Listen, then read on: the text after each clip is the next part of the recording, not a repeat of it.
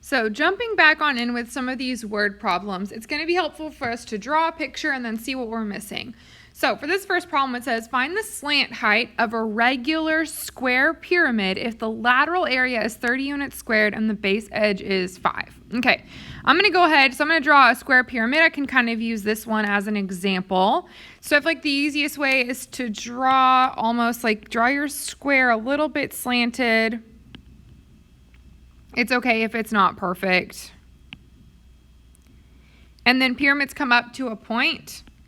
And then I'm just going to kind of connect from the 4 corners up to that point right there.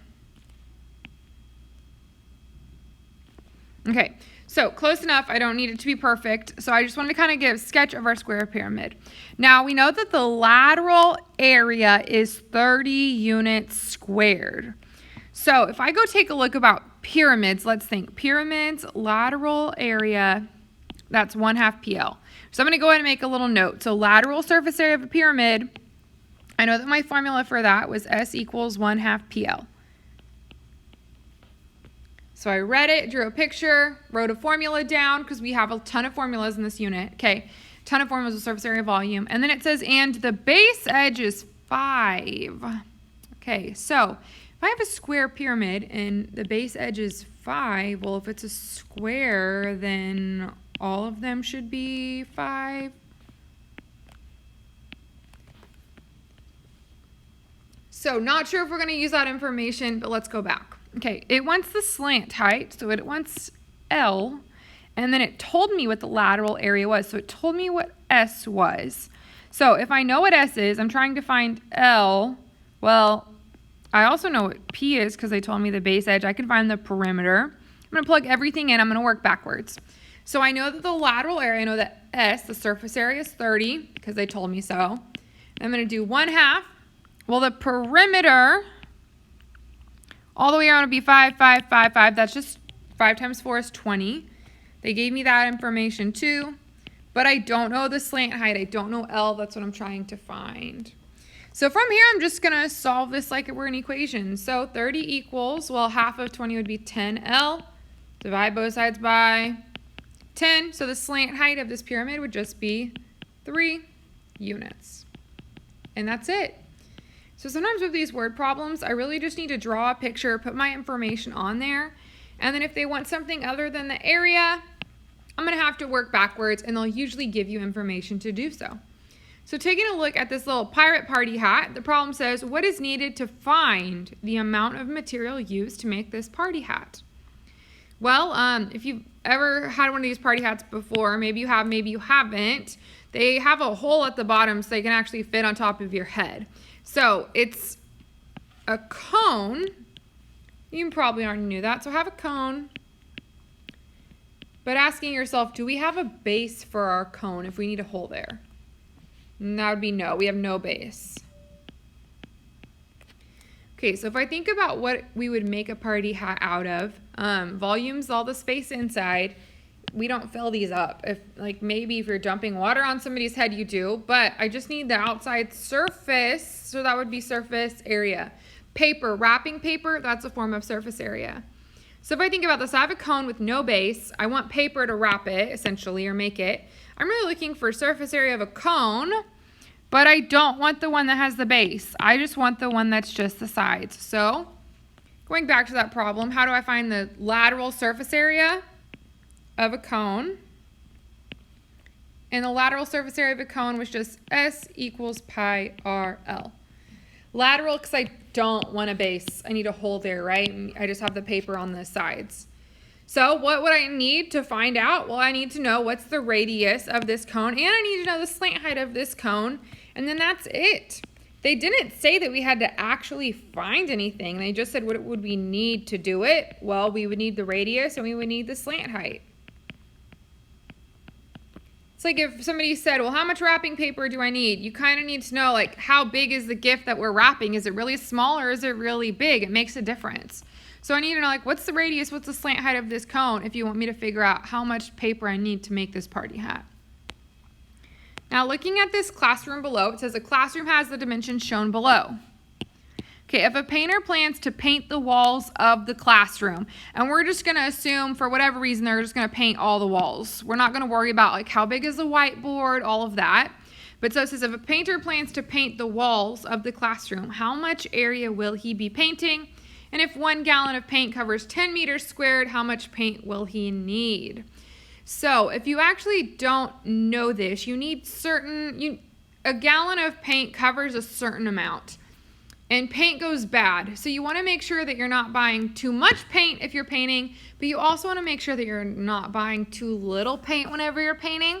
My brother recently ran into this problem. He bought too much paint, and then some of it went bad, and then with another color he bought too little, and when they went back to go get more, the guy messed it up and it was actually a different shade.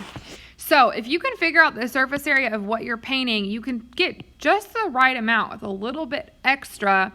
And paint prices are like actually on the rise. Don't know why that's happening right now, but it is.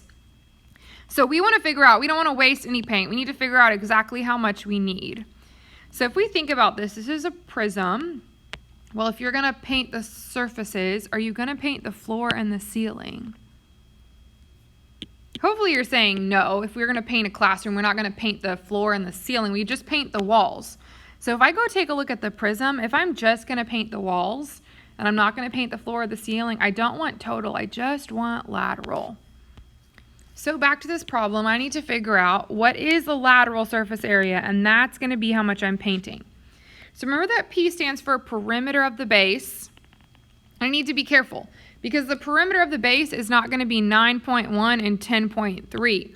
The perimeter of the base would be all the way around. So it would be 9.1 and 10.3, but then 9.1 again and 10.3 again. So I need to be really, really careful there. And if we add all that up, I'm going to give you a minute to go ahead and add that up. The perimeter should get 38.8. Now just be meters, but we can worry about units later. Okay, now remember, H is not height. H is the distance from base to base. So H is like, what's the distance from the floor to the ceiling? So H, the floor to the ceiling, is 3.2 meters. So now I'm going to come over here, and I'm just going to plug it in. So the perimeter is 38.8, and H is 3.2. So multiplying those together, I'm going to give you a minute to do that in the calculator. I'm not going to round it. I'm going to leave it just as it is. So S would be 124.16 meters squared. So that's how much surface the painters are going to paint, is 124.16 meters squared. Okay, now 1 gallon of paint alone will cover 10 meters squared. So if 1 gallon covers 10 meters squared, well, I have 124.16 meters squared. So I need to figure out how many gallons of paint do I need. So I'm going to divide. I'm not going to multiply.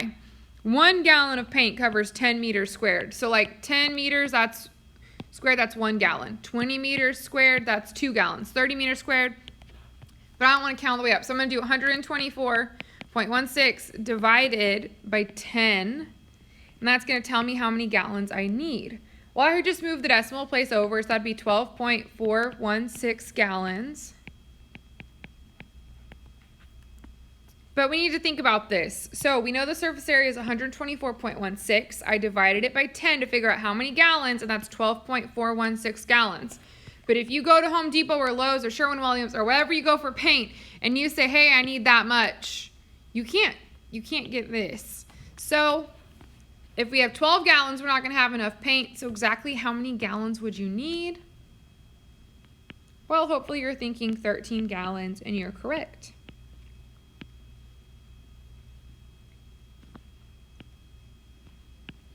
So that's just an example of maybe you're not painting now, but someday you're probably going to paint a house or an apartment or something, and that helps you figure out how much paint do I need that I'm not wasting any, but that I have enough. And for this particular classroom, they need 13 gallons of paint, which is quite a lot. Anyways, that's it for surface area.